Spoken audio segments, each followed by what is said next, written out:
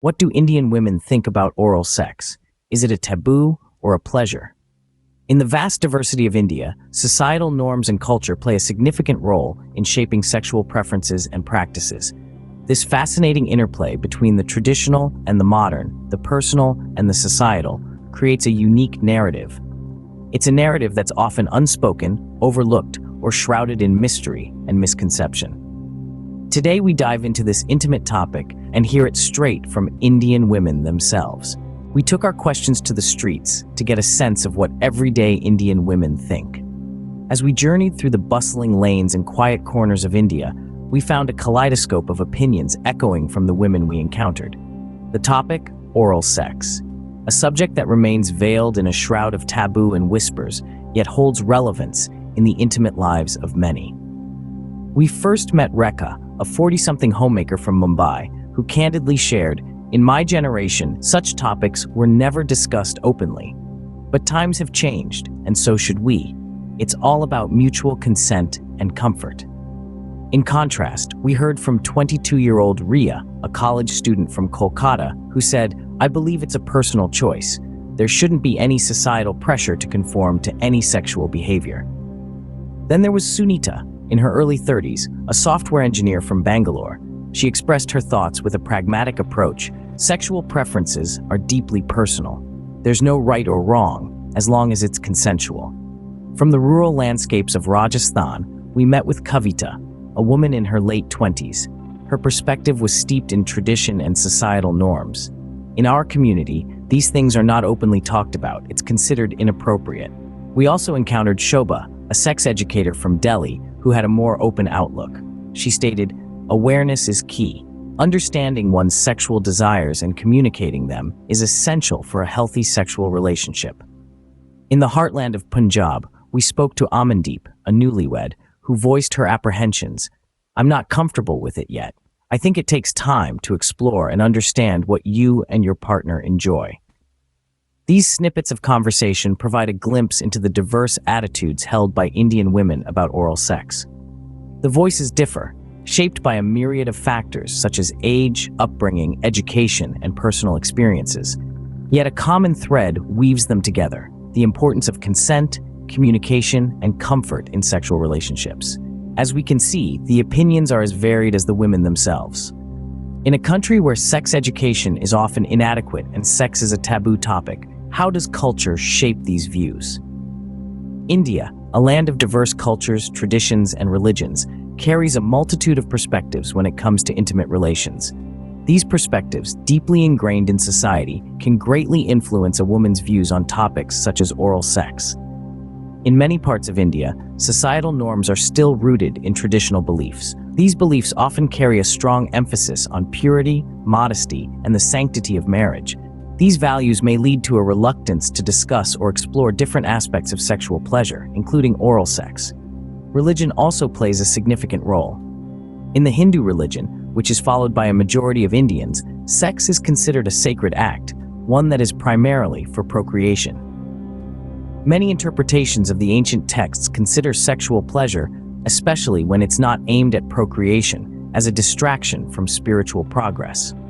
This can lead to a certain stigma around oral sex.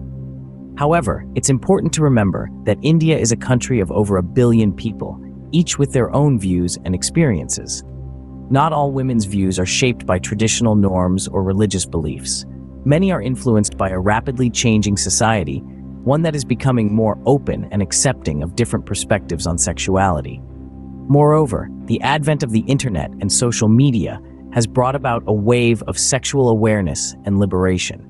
This has led to a gradual shift in attitudes, with more women feeling empowered to express their sexual desires and preferences, including their views on oral sex. Yet, the influence of culture and tradition still remains strong. It's a complex interplay between the old and the new, the traditional and the modern, the conservative and the liberal. Culture undeniably plays a significant role, but is it the only factor? As we continue to explore this topic, we'll delve into how other influences, such as media and personal experiences, might also shape Indian women's views on oral sex. The media we consume can significantly shape our views. How has it influenced Indian women's views on oral sex? The influence of media, both Indian and international, is a force to reckon with when it comes to shaping sexual preferences and practices. From Bollywood's coy romance to Hollywood's bold portrayals, media significantly impacts the way we perceive and understand intimacy.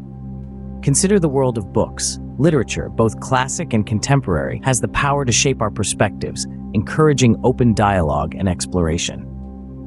It's in these pages where many women first encounter the concept of oral sex, and it's often through these narratives that they develop their initial attitudes towards it. Moving on to the silver screen, where the impact is even more profound. Bollywood, known for its rich narratives and vibrant storytelling, has traditionally steered clear of explicit sexual content. However, in recent years, there's been a subtle shift. More filmmakers are daring to explore mature themes, bringing discussions about sexual preferences, including oral sex, into the mainstream. On the other side of the globe, Hollywood has long been unafraid to tackle such subjects. This boldness, accessible to Indian women through the globalization of media, has undeniably played a part in changing perceptions. And then, there's the digital world. Social media platforms and online forums are buzzing with conversations about sex and sexuality. These platforms, where anonymity often allows for open and honest dialogue, provide a space for women to discuss, question, and understand their sexual preferences, including their views on oral sex. These various forms of media, each with their unique influence, work together to shape the sexual landscape. They challenge taboos, encourage discussions, and ultimately, shape perceptions about practices like oral sex. The media's role is undeniable, but there is another facet to consider: personal experiences. Personal experiences can be a powerful shaper of views. How have they influenced these women's perceptions of oral sex? In the realm of intimacy, personal experiences play a pivotal role. They are the lens through which we perceive and interpret our desires, our likes, our dislikes. Essentially, they shape our sexual landscape. This holds true for women from all walks of life, including those from India. Many women we spoke to described their first encounters with oral sex as an exploration of the unknown, an adventure into the realm of the unfamiliar. Some recounted their initial hesitation, the fear of the unknown. Others described a sense of curiosity, a willingness to experiment and break away from the traditional norms. As their journeys unfolded, these women found that their experiences varied greatly. For some, it was a path to newfound pleasure, a way to connect more deeply with their partners. They discovered that oral sex could be an empowering act, an expression of their sexual agency. They found that it could be as rewarding to give as it was to receive. On the other hand, some women had less positive experiences. They spoke of discomfort, of partners who were not attuned to their needs. These experiences, while not universal, are important to acknowledge. They remind us that every woman's experience is unique and that open communication is key to a satisfying sexual relationship. It's also worth noting that many of these women described a journey of change, a shift in their perceptions over time.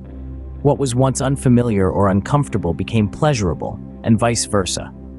This underscores the fluidity of sexual preferences and the power of personal experience in shaping them.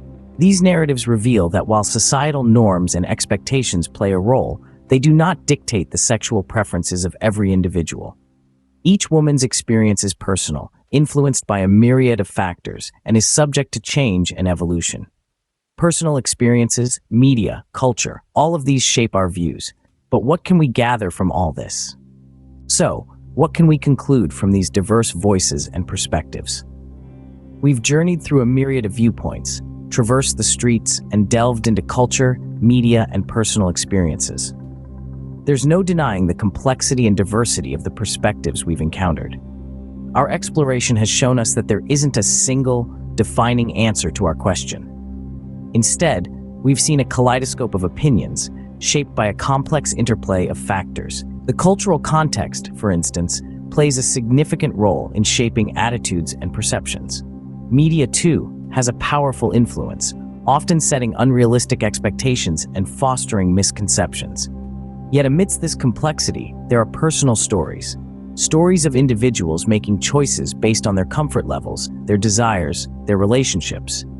These personal experiences are a reminder that beyond the societal norms and media influence, there's the individual, the person who has the right to express their preferences, to say yes or no, to explore or abstain. This brings us to the crux of our discussion. It isn't about whether Indian girls like a certain sexual act, but rather about the freedom to choose, to express, to consent, or decline. In the end, it's all about personal choice, comfort, and consent. It's high time we start having open conversations about these intimate topics, breaking the barriers of taboo. Because every woman has a voice, and every voice matters.